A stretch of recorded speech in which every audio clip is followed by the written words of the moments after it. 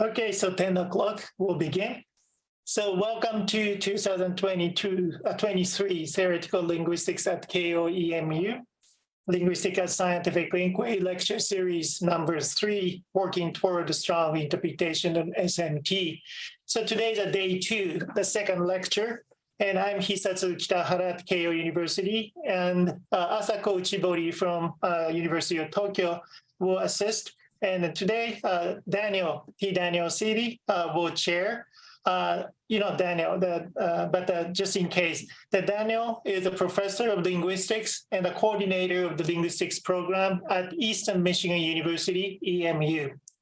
And the format is just like last time, 16-minute lecture and a 15-minute question and answer period. But the lecture can go over 60 minutes, but within probably 90-minute framework, we'll try to complete the today's lecture. Okay, so I will pass the microphone to Daniel Cidi. All right, thank you very much. Welcome, everyone. It's great to see the turnout. We introduced Noam and some of his work in some detail in our first lecture on Wednesday. So for today, we offer deep thanks to Noam for being here. We really appreciate it. And now we are very honored to present Professor Noam Chomsky, who will be talking on the Miracle Creed and the Strong Minimalist Thesis. Noam? Okay.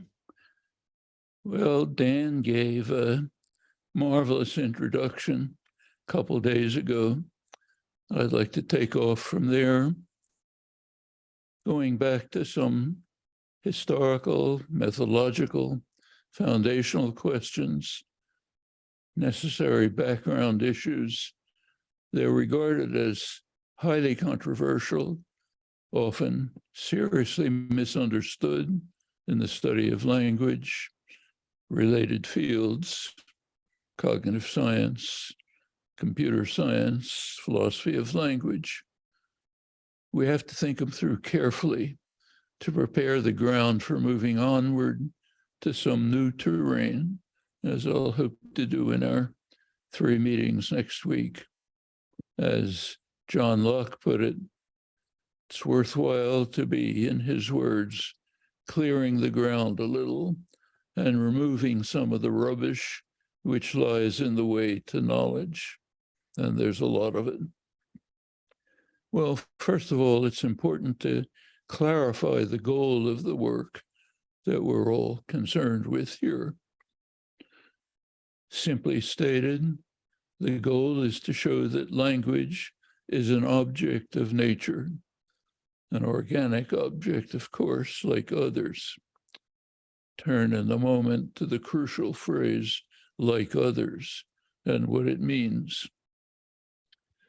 Well, taking language to be an organic object is not a new idea.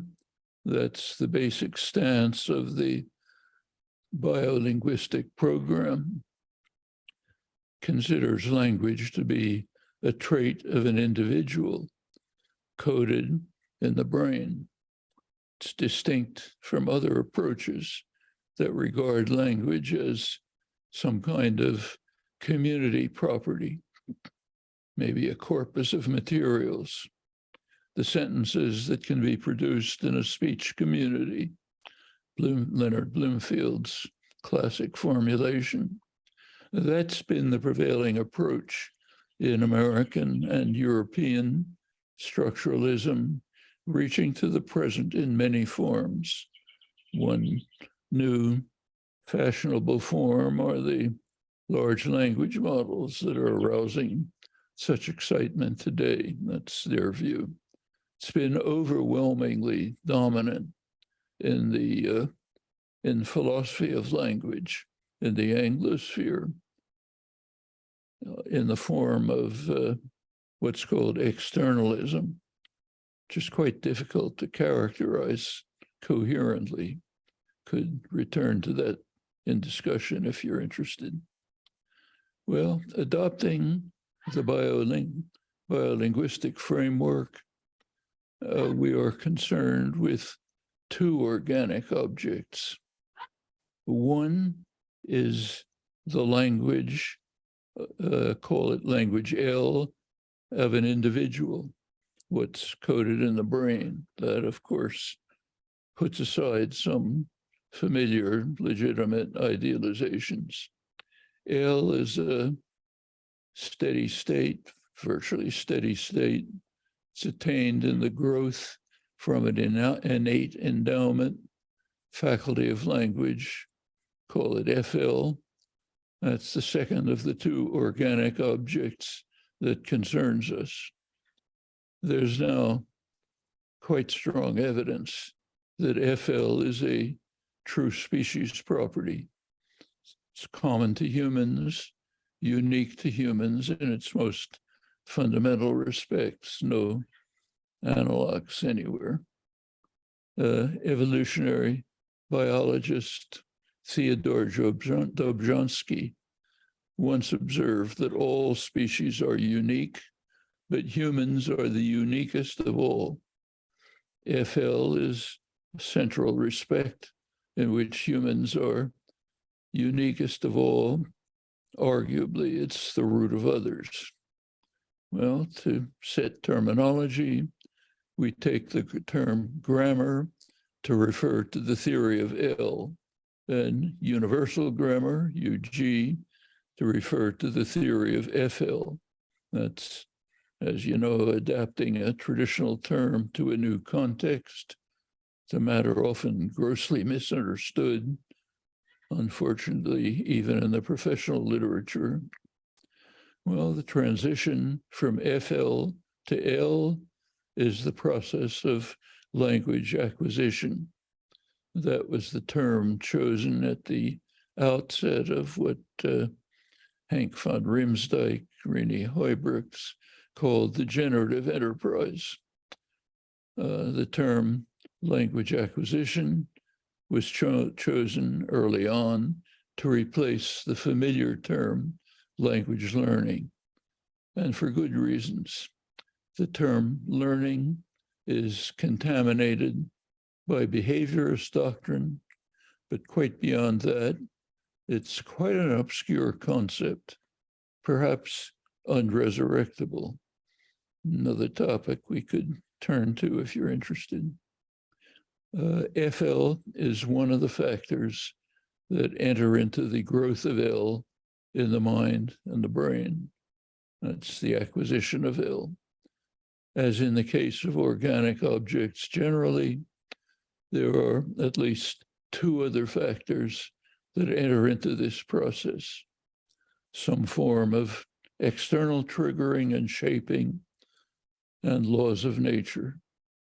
Language is a computational system, so the obvious candidate among laws of nature is principles of computational efficiency. And increasingly over the years, particularly so in the last few years, such principles of computational efficiency, have been found to be a quite decisive factor in the acquisition of L. That's what underlies the process of simplifying UG to some form that's biologically possible. Actually, that in general has been the major concern of linguistic theory from the early days of the generative enterprise.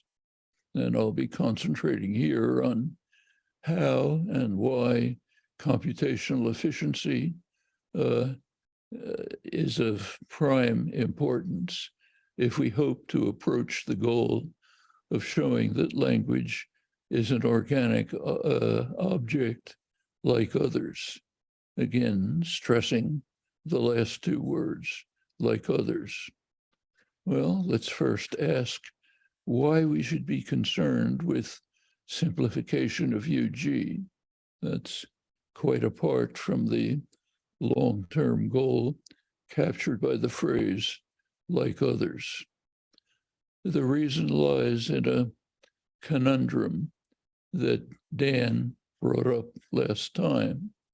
It's a conundrum that's confronted the study of language within the biolinguistic framework from its earliest origins. There are several conditions that must be met by UG, and they appear to be in conflict. The first has been called the condition of learnability. It's not a good term, as I mentioned. Condition is that UG must be rich enough to account for the acquisition of language under the empirical conditions in which the process takes place. That's a special case of what's been called Plato's problem. How do we know so much with so little evidence? It's a very broad, very challenging problem. Very little is understood about it. For language, we've been called the problem of poverty of stimulus, POS for short. In the early days of the generative enterprise, the POS problem was known to be severe.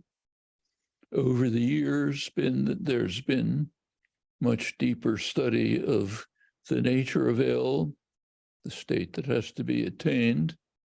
This has been complemented with rich research into acquisition, along with some statistical studies showing the sparsity of data that's available to the child, particularly Charles Yang's work.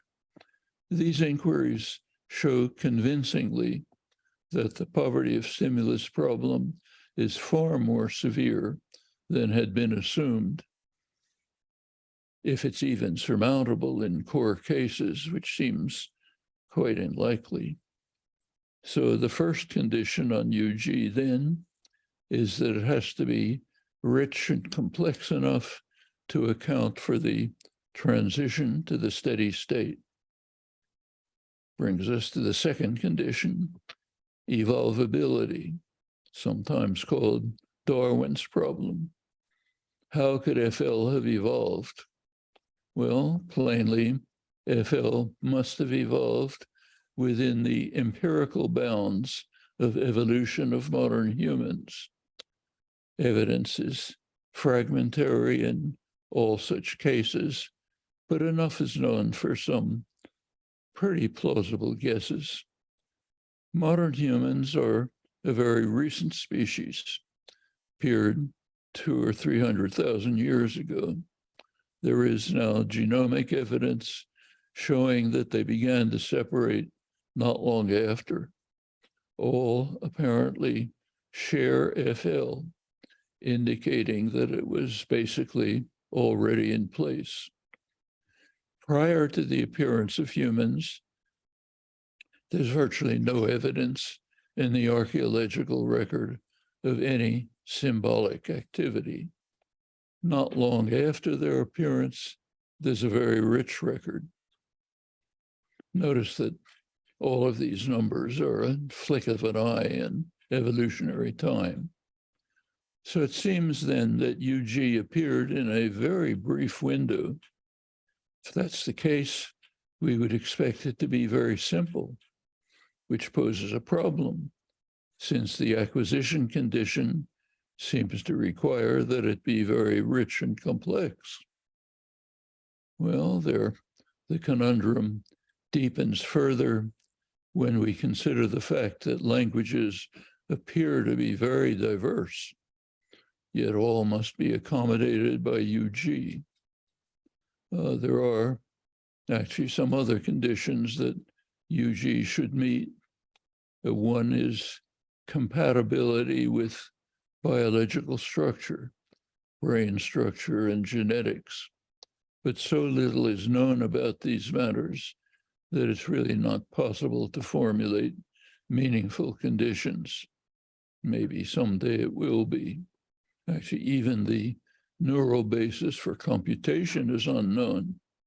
It's a matter explored in depth, particularly by Randy Gallistel, who's given quite convincing arguments that whatever it is, it's not neural nets, maybe internal to cells. So we're left then with the three conflicting conditions: attainability, evolvability, diversity. It's only in recent years that some light has begun to shine through this darkness. It's an important moment in the millennia-old history of extensive study of language. One step forward is to distinguish between two components of language. One component is the internal language that yields the conceptual intentional interface, COI, basically generating thoughts, maybe instructions for forming thoughts along with other cognitive processes. The second component is a completely distinct system of externalization, which maps the structures generated by the internal language, maps them to some sensory motor modality, usually speech, possibly sign, even touch, all of them systems that have nothing to do with language in their nature or their evolutionary history, long before language appeared, and haven't changed since. Well, the evidence for this bifurcation is quite compelling. You're familiar with it. I'll come back to it in a moment. Let's reserve the term I language for the internal system, pure language. Take externalization to be an ancillary process relating I language to non-linguistic systems. The diversity problem can perhaps be overcome if diversity is restricted largely to externalization, maybe even totally, we might learn someday. Now, that would actually be quite natural, since that's the only part of language for which there's at least some direct evidence. The second factor in language growth. Well, I won't have time to go into it here, but once the principles and parameters framework was formulated 40 or so years ago, was the first framework that outlined what might be a feasible approach to acquisition. One effect of that was to set off extensive work indicating that feasible search methods can suffice to overcome the diversity problem. Important work by Ken Hale, particularly in his students, showing that languages of apparently radically diverse character have essentially the same properties at their core. Julie Legate's work on Walpurgi with Ken was one striking example. Mark Baker's work on hierarchy of parameters was another. In recent years, Ian Roberts's quite impressive work extending over thousands of typologically different languages has shown that feasible search methods based on very elementary cognitive processes seem to overcome substantially, to overcome the diversity problem. Well, with all due qualifications, it seems that the diversity issue may be under control, may even be solved before too long. Well, suppose that parameter setting is primarily, maybe completely, localized in externalization, and surface lexical properties like sound symbol association, which is also basically externalization. Suppose that's so, and suppose there are feasible methods to set the parameters. Well, then what remains is the evolvability problem, which calls for UG to be very simple. That is, the acquisition problem will have been shunted off to externalization along with the diversity problem. It's not an easy task, but looks extremely plausible by now and pretty much under control in principle. Well, if that much is the case, we're now focusing on the evolvability problem. We can turn to the phrase like others. Our goal is to show that language is an organic system like other entities of the natural world. So what do we know about these? Well, at this point, it's useful to turn back to the origins of the modern scientific revolution in the 17th century. The most prominent early figure was Galileo, who issued a bold conjecture in the form of a challenge that has actually guided research in the centuries since. Nature is simple.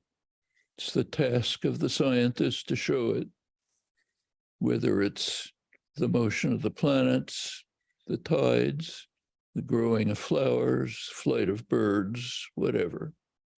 The way he put it in his own words, nature does not act by means of many things when it can do so by means of a few. That challenge was taken up by the great scientists of the 17th century, and they soon achieved some quite substantial empirical results, showing that many of the phenomena of nature fall into place when they're approached by these guidelines.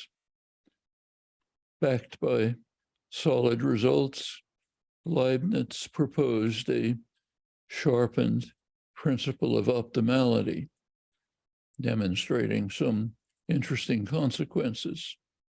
Well, by now, substantiation for the principle has become so strong that Galileo's bold conjecture, by now considerably refined, has become the norm for scientific theory. Einstein formulated the conclusion, mid-20th century, said the true theorist believes that the logically simple is also the real. It's a miracle creed, but it's a miracle creed that has been borne out to an amazing extent by the development of science. The miracle creed has also become an expectation for scientific process. Physicist John Wheeler, Institute for Advanced Studies, anticipated that, as he put it, behind it all is a central idea so simple, so beautiful, so compelling that someday when we grasp it, we will all say to each other, "Oh, how could it have been otherwise?" Actually, that's something that all of us have experienced in our own work. You're struggling with a problem that looks intractable. Suddenly, out of nowhere, an idea flashes by with a very simple answer. And you ask yourself, how could I have been so dumb? Actually, we discussed an example last time after Dan's talk.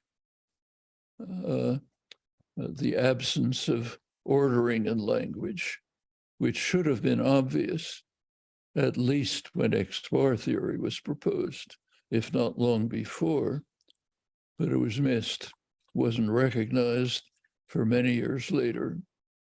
Well, the same might turn out to be true for Wheeler's conjecture, but on a vastly more far-reaching scale. The Miracle Creed, Einstein called a creed because it's a belief. It's not a demonstrated thesis. As he points out, Einstein, it can be challenged by the skeptic, but it's so solidly established that skeptical doubts can be put to the side. It can be taken as a guideline for current work. There is an independent reason to seek maximal simplicity. The long-term goal of serious inquiry is explanation. Explanation deepens as greater simplicity of theory is achieved. That maxim has been a guiding principle of the generative enterprise since its inception. The search is reflected in successive versions of UG over the years. Each step sought a simpler formulation of UG with fewer language-specific conditions, hence deeper explanation that led finally to another bold conjecture, strong minimalist thesis, SMT, the thesis that FL is the optimal solution to the empirical conditions that it must satisfy, the conditions of Plato's and Darwin's problem. For its I language component, that means particularly Darwin's problem. Once the diversity acquisition problems are under control through parameter setting. Well, we can now, for the first time, at least contemplate the goal, even take some fairly significant steps towards it. If that's the case, it's a pretty exciting moment. Well, we should first consider the widely held belief that the goal is illusory. It's a mistake. While atoms and planetary motion may satisfy the Miracle Creed, the theory of evolution teaches us that organisms do not. They're complex. They're often dysfunctional. They develop through a series of accidents, through tinkering, bricolage, in François Jacob's phrase. Observation is correct, but the conclusion does not follow, as we see if we think through the process of evolution more carefully. Schematically, we can distinguish three stages in the evolutionary process. First stage, first of all, some disruption takes place in an existing system. It's now known that there are many possibilities. Could be a mutation, could be genetic drift, gene transfer, could be one microorganism swallowing another by accident. That's generally assumed to be the breakthrough that led to complex cells, the accident that led to the fact that we're not all bacteria, as we were through most of life. Well, that's the first stage. Second stage is reconstruction. Nature reconstructs the new entity and does so in the simplest way. It's a natural process, observes the Miracle Creed, pays no attention to how the new entity might be used. Information about that is not available. Well, then follows the final stage, the winnowing stage. The outcomes that reproduce more effectively prevail. That's natural selection. Well, at the second stage, which is the critical one, there's no reason why the design should not adhere to the Miracle Creed. Maybe optimal design doesn't serve some later function well. If so, so much the worse for the function. Suppose the process continues, running repeatedly through the same stages. Over time, new needs may arise. Dysfunctionality may become extreme. We have familiar examples. One famous example is the spine. They're very poorly designed for bipedal creatures like us. We all know that just from experience. But if you look through the stages of evolution, from protecting a nerve until the present, each stage may well have been optimal. To take a case of a very different kind, nature would have saved us a lot of trouble if it had provided eight fingers instead of 10. In that case, we wouldn't be stuck with the complex base 10 for calculation, but nature had no way of anticipating that. Quite generally, complexity of organisms and dysfunctionality suggests no reason to suspect any departure from the Miracle Creed, contrary to what's often argued. Well, that suggests a reasonable scenario for language evolution. First of all came some minor rewiring of the brain, yielding the new property of recursive enumeration. Next step is reconstruction. Nature devises the simplest, most elegant way to organize the new system. Could be SMT, strong minimalist thesis. Basic conceptual atoms, their semantic roles in theta theory, are available, possibly with more primitive origins. Nothing known about that. The computational principles are given. They're part of natural law. The winnowing stage has evidently never been reached. That's the uniformity of faculty of language. Maybe that's just because of lack of time. Humans appeared quite recently.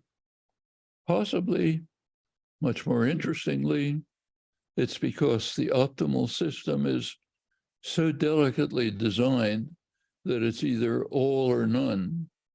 Take something away and it all unravels. Actually, recent work suggests that that might well be the case. Notice that theta theory fits quite naturally into neo-Davidsonian event theory, developed particularly by Jim Higginbotham, Paul Petrosky, Barry Shine. It's a very promising form of formal semantics, or logical syntax, as we might more properly call it. The syntactic objects that satisfy theta theory look very much like the exponents, syntactic exponents of participants of events. If you can cash out such ideas, you can perceive the general outlines of a full theory of I language. Not there yet, you can see what it might look like. Well, the end result of language evolution, namely the existing FL, happens to be highly dysfunctional in many ways. That's not unexpected. To illustrate, it's commonly believed now that the prime function of language is communication. It's a virtual dogma today, but a very dubious thesis in my view. Well, we have strong evidence that language design is in many ways highly dysfunctional for communication.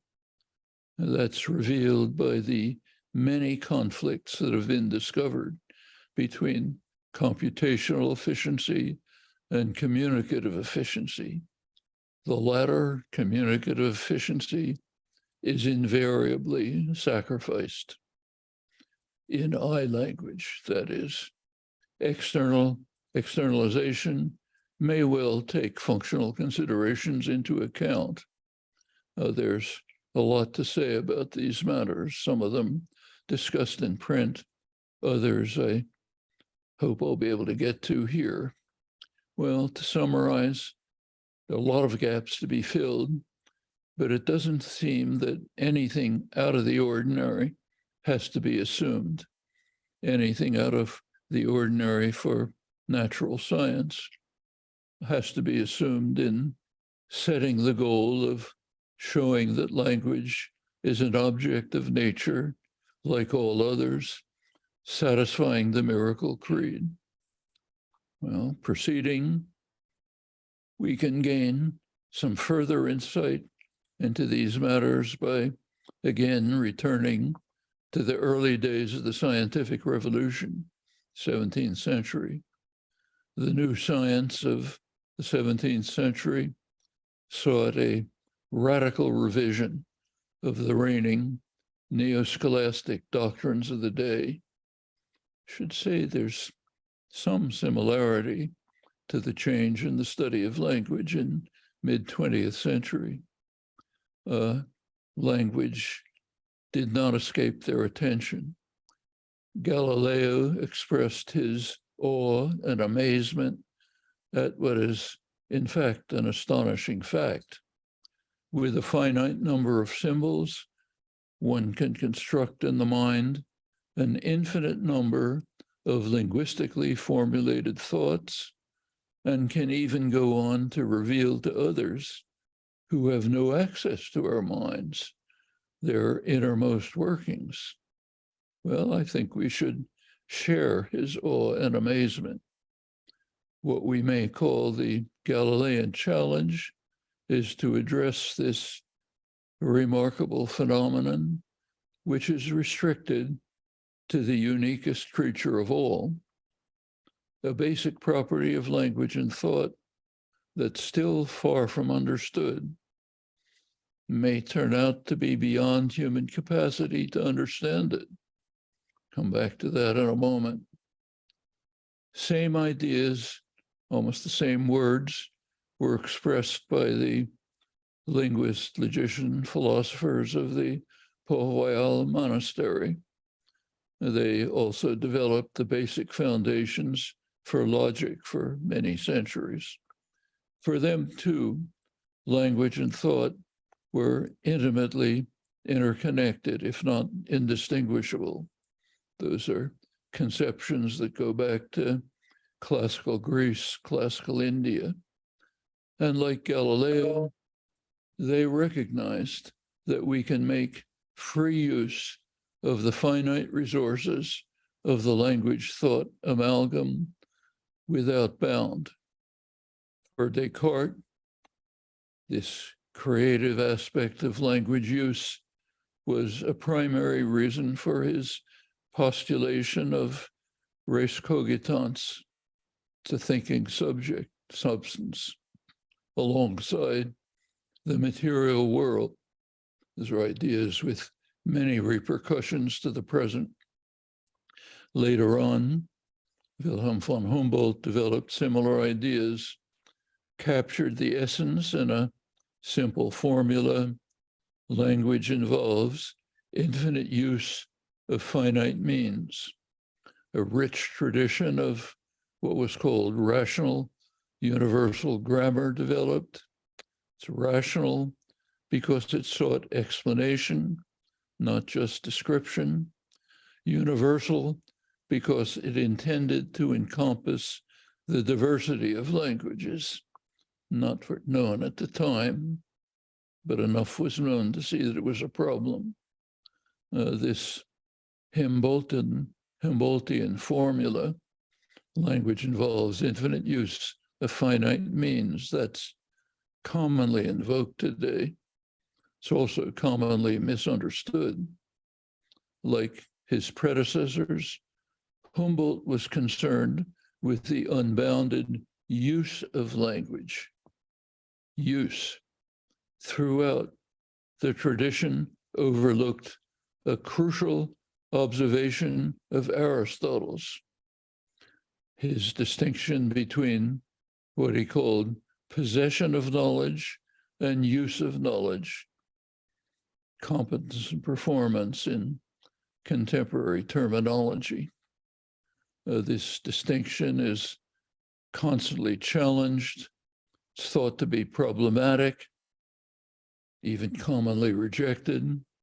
That's a mistake. It's not problematic. It's perfectly clear, subject to no challenge. We're thinking through. Well, in the case of the language-thought amalgam, the knowledge possessed is the internalized language, primarily the I language, which has finite means and infinite scope. It's not a property of externalization. It's a property of the I language. The use of language relies on the knowledge possessed, but involves far more than that.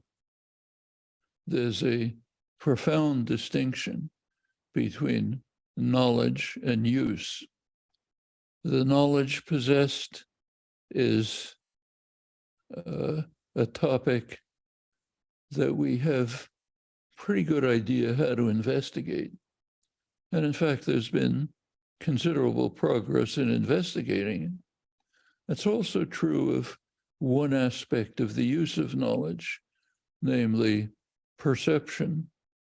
It's basically a reflex, as psycholinguist Merrill Garrett described it. The other aspect of use of language, production, is very different. It poses mysteries for which we have no answers, not even bad ideas. Contemporary linguistics and cognitive science investigate competence and perception, parsing, but not production. The creative aspect of language use that was the prime concern of the tradition, nobody can investigate that. There is study of the mechanics of the production of language. Notice that production involves two stages. One, some idea has to be, some thought has to be constructed in the mind in its linguistic formulation. Second stage is the mechanics of producing that. The second stage, you can study. There is work on that. The first stage, it's just a mystery. Can say nothing about it. These crucial distinctions were not clearly grasped until the development of the mathematical theory of computation by great 20th century mathematicians. Kurt Gödel, Turing, Emil Post, Church, some others. Their work made it clear how finite means could have infinite generative power, not production, generative power. That opened up the study of possession of linguistic knowledge in the generative enterprise. Took off in mid-20th century from the recognition that the language acquired, the knowledge possessed, provides a recursive enumeration of a digital infinity of structured expressions. Rephrasing this slightly in what seem to be appropriate terms today, what's been called the basic property of language is recursive enumeration of a digital infinity of structured expressions by I language, each constituting, perhaps entering into determination of a thought, along with an optionally employed finitary mapping of the generated structures to some sensory motor medium. That's externalization. Well, to the extent that this much is understood, it does become possible to study perception, parsing, natural language processing. Lots of work on that. But there's almost nothing to say about the main part of production. the main concern of the tradition. So the tradition was concerned with implicitly with possession of knowledge, but explicitly with use of knowledge, which remains a mystery.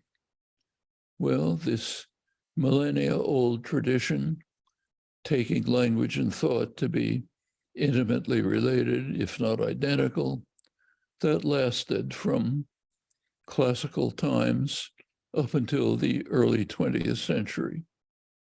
Standard formula was that language is audible thought. Of course, we know that audible is too narrow.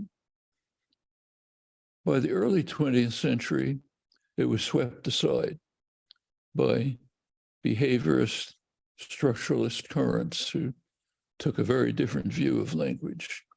They regarded language as community property, essentially a means of communication within a community of speakers, evolved from animal communication.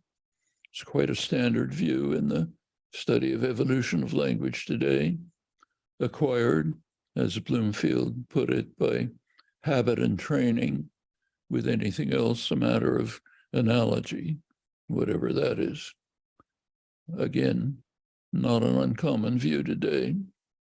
The generative enterprise broke away from that.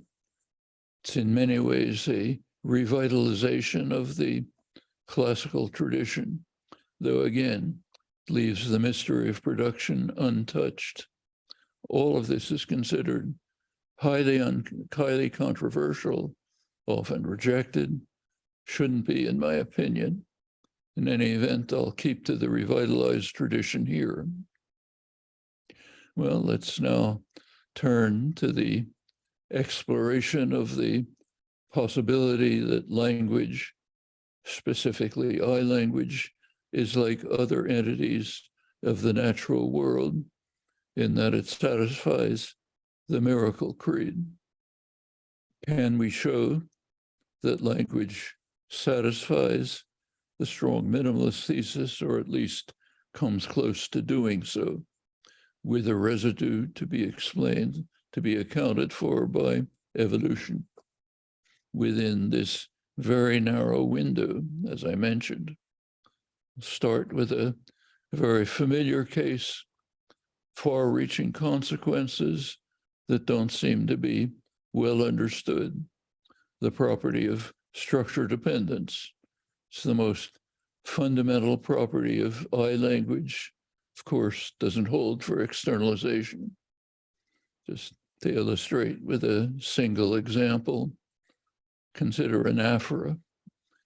The basic principle of anaphora is that an anaphor seeks the closest antecedent. So if you say, the girls expect the boys to like each other, it's the boys who like each other, not the girls. It's not always the case. If you say, the friends of the boys like each other, it's the friends who like each other, the more remote antecedent, not the boys.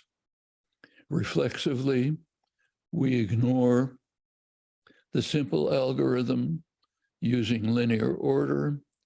We use a much more complex one.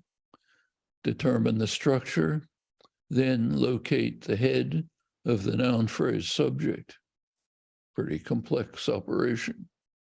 Well, familiar, we all know by now, principle evidently holds for all constructions in all languages. Careful study of infants has shown that the principle is known by children as early as they can be tested, by roughly 2 years old, maybe even less. Furthermore, the principle is maintained through life, even though 100% of what we hear is linear ordered expressions. We never hear abstract structures. And we're quite familiar with rules based on linear order. In fact, they're constantly used in every expression we hear, in fact, but they're not used in I language. That should be a surprising, puzzling fact, much like the Galilean challenge. We're also familiar by now with the explanation. The simplest recursive operation, unbounded binary set formation in its sharpened and modified form, as Dan discussed, that operation yields structure dependence. So if, as Dan discussed, merge is the primary operation, maybe the only structure building operation, if that's the case, then structure dependence is forced on the infant. No alternatives. Forced on all of us in later life, despite the fact that 100% of experience rejects it. It's with linear ordered expressions. Well, there are several important consequences. One is that after millennia of intensive and highly productive study of language, for the first time, we have a genuine explanation of a non-trivial property of language. In fact, a fundamental property. It's an explanation that does not rely on stipulated assumptions. Structure dependence follows from the minimal assumption, kind of a null hypothesis. Language is an organic object, part of the natural world, hence adheres to the Miracle Creed, specifically strong minimalist thesis, hence the most fundamental property of language. It's a result that merits more attention than it receives, in my opinion. Another consequence is that what we call language has two distinct components, as I've been assuming. One is I language, generating thought. The other is externalization to some sensory motor modality. The former, I language, pure language, observes structure dependence, lacks access to linear order necessarily because it's a natural object. The latter, which is an amalgam of language and sensory motor systems, constantly uses rules based on linear order. Incidentally, the externalization system, though a complex amalgam, nevertheless presumably adheres to the minimal creed in its own way. In fact, much of the work of the past years in the study of morphophonemics, abstract phonology, has been guided by the idea that simplicity is the guiding principle. That's true of sound pattern of English, much work that preceded it, and much more. So it's not that the Miracle Creed is put aside, but it's not a natural object in the sense of I language. It's an ancillary system designed for this external purpose of communication, which is a function of language, even though language is not well designed for it. Well, that result about structure dependence also illustrates how evolution designed language with no concern for the use of language in communication. Algorithms using linear order would be far simpler. In the case just mentioned as an example, there are many others. Famous example is what in fact is the primary problem in parsing, natural language processing, filler gap problems. Have to find the gap for reasons I'll come to in a moment. They're not there. Sometimes there isn't even any filler, like when there's an empty operator that is the moved element. but somehow you have to find the gap. The gap's not there. Huge problem, the main problem for parsing. If language were designed for communicative efficiency, you just fill the gap. Well, I should mention that there have been many attempts to show that structure dependence might, in principle, be acquired by massive statistical analysis of corpora. It's a very fashionable approach today. All proposals that are clear enough to investigate fail, but the demonstration is superfluous. The efforts are looking at the wrong question. The right question is why linear order is never used, though it's certainly available. We use it all the time in externalization, and it constitutes 100% of the data. So why isn't it used? Well, all of this is a special case of the failure to recognize that explanation has to show why things are this way, and crucially, why it's not some other way. I should mention that a great deal of what causes great excitement today collapses when this truism is recognized. The chatbot enthusiasm, take a current example. There are also consequences for learning theory. They should be evident. The same minimal assumption yields the computational core of the basic property of language, recursive enumeration of a digital infinity of structured expressions. It also follows from the minimal assumption that language includes no deletion operations. They would add extra complexity, so we don't want them. But apart from that, these operations would lead a huge array of unwanted expressions, could even lead to undecidability. Well, it follows that, but they're not allowed in language. It follows that no special mechanisms are needed for reconstruction after displacement. So in sentences like, which boys did the girls expect to like each other? What stays in the mind is the expression, the language expression, which boys did the girls expect which boys to like each other? That's what's generated by the natural object. Normal rules of anaphora and interpretation apply to this unproblematically. There's no reconstruction. Well, of course, deletion occurs in language under very narrowly circumscribed conditions, but it's part of the ancillary system of externalization.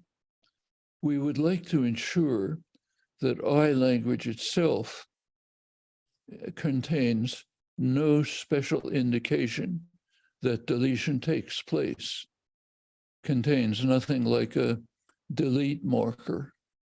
That's not easy to show. It's taken no small effort to show that, to achieve this result. It's perhaps now within reach. I'll return to it. These are the kinds of results that we would like to attain, at least to approach, for the various components of language.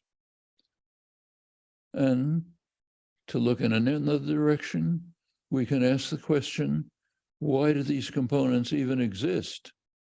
Well, we can plausibly assume that they exist by virtue of the enabling function of the strong minimalist thesis. Strong minimalist thesis has a disciplinary function, sharply reduces the generative options that we can appeal to in forming structures. But it also has an enabling function. Strong minimalist thesis says, here's some modules of language that could appear, not others, but these could appear because they fit the SMT, not others, but these. And that opens a challenging task for the future. Try to determine to what extent I languages make full use of the options enabled by the strong minimalist thesis. That's what I'd like to turn to next. Yes, maybe it would make sense to stop here, pick up next time from this point on. Okay, great. Thank you, Noam. We're, I think, all applauding at this point. So yeah, we'd like to open the floor. We have some time. Questions, comments, observations, just please click your unmute Howard button. is known for always raising impossible questions. Been the bane of my life for 60 years, even when we were working together. Go ahead. What's the impossible question? Actually, Oops, I think we lost you, Howard. miraculous about the Miracle Creed, and that's that. Suppose it's true that there's a sense in which the world, the natural world, is simple, and that's kind of miraculous. But what's even more miraculous is it's simple in a way that human beings can comprehend that simplicity. Right? That need not be true at all. That's been pointed out as a miracle by many contemporary mathematicians. What is it that makes it possible for human beings to comprehend at least some aspects of the simplicity of nature? Not all aspects. I mentioned one that we can't comprehend, the one that was the major concern of the tradition from the 17th century, infinite use of finite means. But a tremendous amount has been comprehended. It's another miracle. What is it about Hermann Weyl, many others pondered why this should be true? There is an argument. It's not a good argument. Goes back to Charles Sanders Peirce, late 19th century, great logician and philosopher. His pragmatic theory of truth was based on the idea that what truth is what we ideally reach by the continuous process of inquiry and investigation and challenge. And he said, we can expect to reach the truth because evolution designed us to solve problems. So therefore, if we continue to solve them, we'll reach the truth. It's a terrible argument. Right. Obviously, evolution didn't design anybody to find quantum theory or to find generative grammar or anything else. May have helped us to find bananas and trees, but not much more than that. Mm-hmm. So it is a miracle. Yep. One that's been pondered. Mm-hmm. Other questions? Yes, Acrizio. Hi, Noam. I wanted to ask you a question about where you see the status of generative linguistics, specifically minimalist syntax, with respect to frameworks like construction grammar and statements that people make regarding minimalism not being compatible with developments in cognitive science. Right. So let's take construction grammar. Let me confess at the beginning that I don't understand what it's about. So maybe I'm misrepresenting it. So if I am, you correct me. But as I read the literature on construction grammar, language consists of a collection of constructions. We learn them by instantiation, put them all together, you get a grammar. So let's take a construction. One of the standard examples that's used, I think it's Chuck Fillmore's originally is the bigger they are, the harder they fall. It's construction. Actually, there are two parts to it. The bigger they are, the harder they fall. Let's look at each of these two parts. The bigger they are. Notice that there's an infinite number of examples that you can fill in for the bigger they are. The more they're bigger than Tom, the harder they fall, and on indefinitely. So therefore, we need a generative grammar for the first part of the construction. What about the harder they fall? Same thing. Infinite number of cases there. The more likely they are to fall from a skyscraper, on and on. So we need a generative grammar for the second part. Two generative grammars. Furthermore, these two generative grammars are basically identical. You look through them, yeah, they're normal generative grammars for the whole language. So the construction, the bigger they are, the harder they fall, presupposes two identical generative grammars, which in fact generate the whole language. Let's go to the next construction. Same thing. The next construction, the same thing. So as far as I can see, what construction grammar is actually, to be unkind, the worst possible system that you can imagine. It consists of as many generative grammars as there are constructions. And what's a construction? Take a standard case from way back. John was expected to leave. Passive construction, raising construction. Which is it, passive or raising? Well, in fact, we know it's neither. There's just a simple rule of internal merge, no constructions. Constructions are artifacts. There are things like terrestrial mammal. There are terrestrial mammals, but that's not a biological category. It's the interaction of a number of factors. John was expected to leave is the interaction of a number of factors like internal merge. So we have the following situation.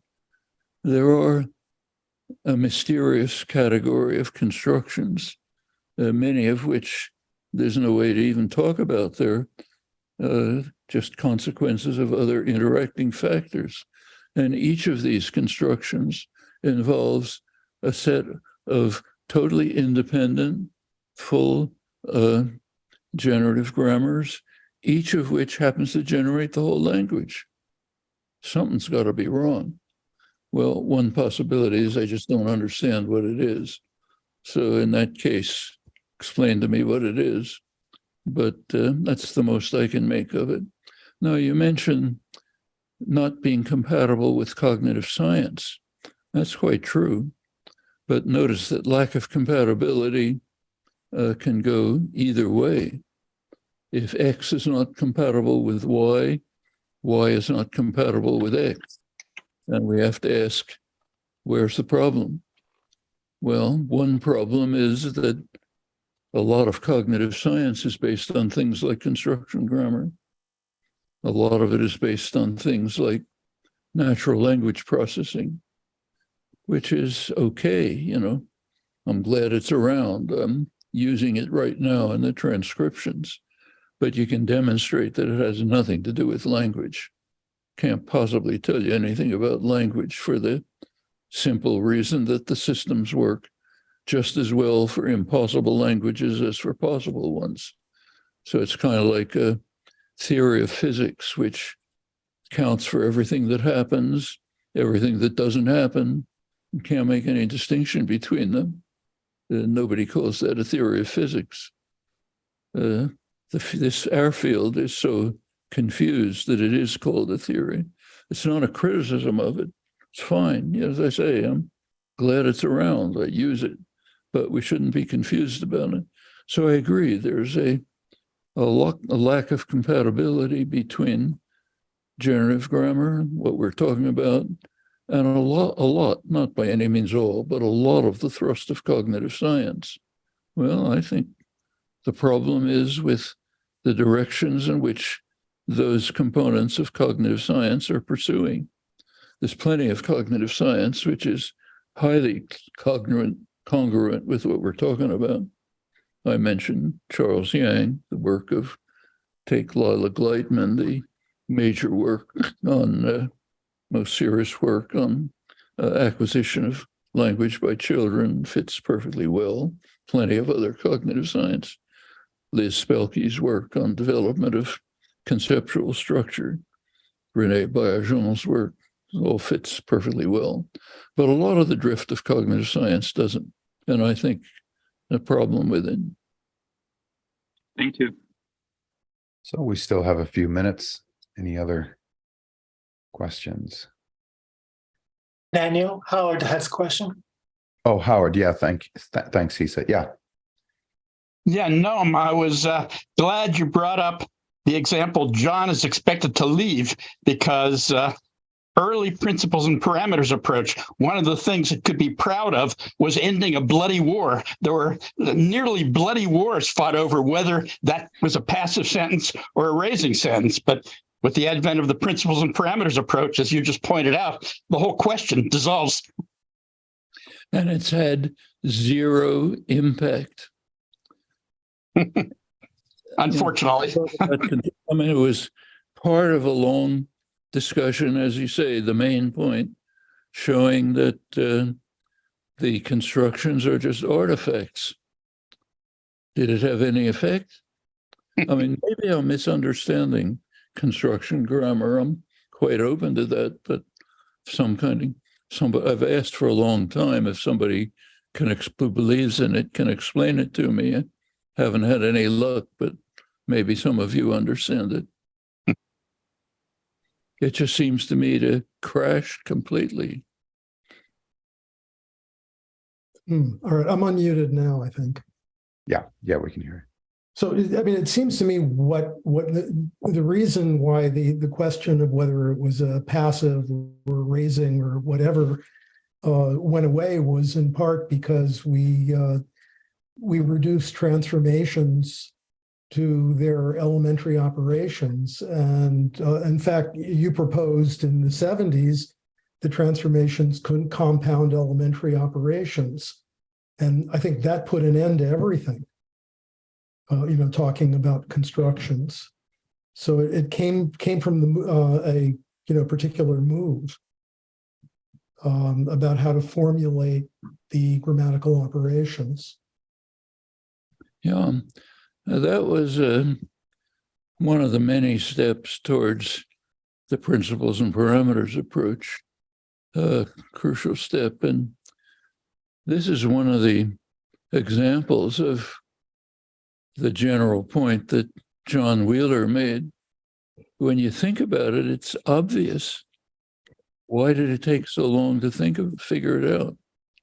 I mean, all of this stuff should be the first thing that comes to mind as soon as you ask, how do I deal with the basic property of language?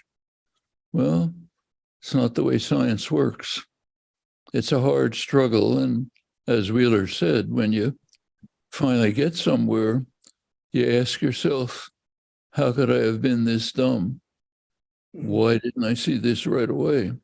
I'm sure that's true now too. And some of you should be asking that question, what should we be seeing?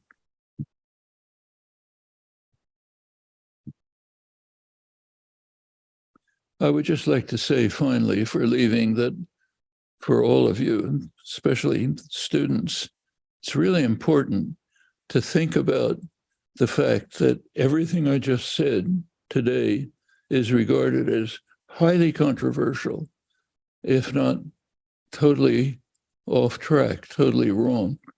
So you should ask yourself, is this on track?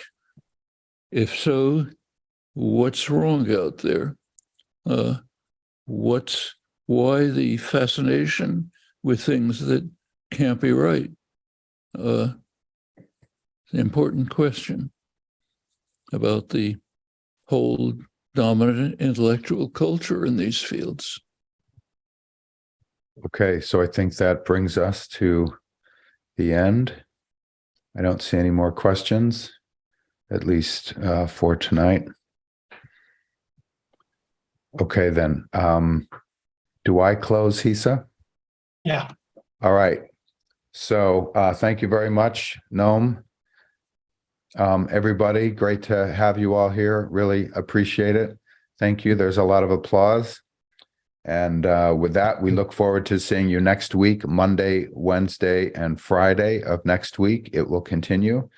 So lecture 2 of this series is hereby closed. I wish you good evening and good morning.